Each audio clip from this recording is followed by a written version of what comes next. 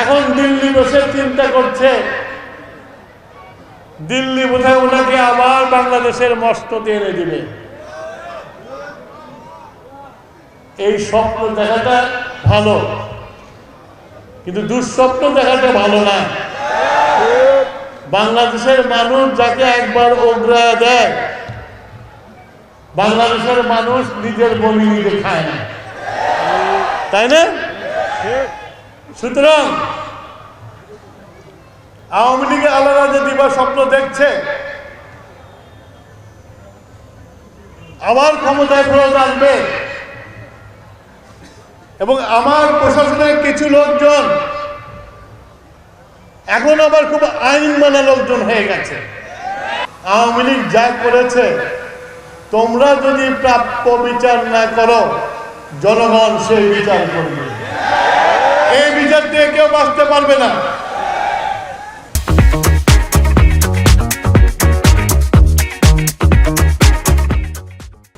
বাংলাদেশকে এমন একটা অবস্থায় রেখে গেছে, পুলিশ বাহিনী ধ্বংস করে গেছে,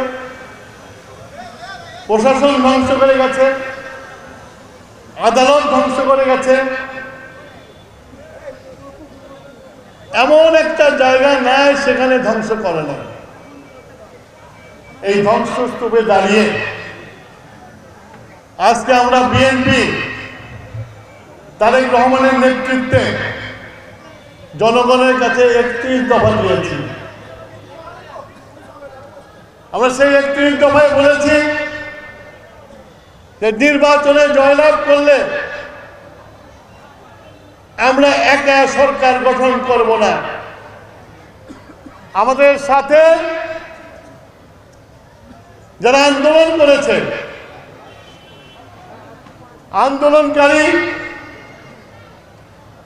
যুগপৎ আন্দোলনকারী যে দল ছিল, সেই সব দলকে নিয়ে আমরা জাতীয় সরকার গঠন করব।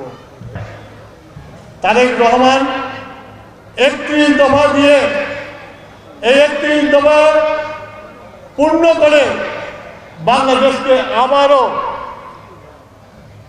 একটা উন্নয়ন দেশ বানাবে এবং বেগম জিয়ার আমলে, দেশের বেগম খালেদা জিয়ার আমলে যেমন বিশ্ব বলতো ইমার্জিং টাইগার, বাংলাদেশ বাঘ হচ্ছে, ইনশাল্লাহ তারেক রহমানের নেতৃত্বে আবারও বাংলাদেশ বাঘে রূপান্তরিত হবে।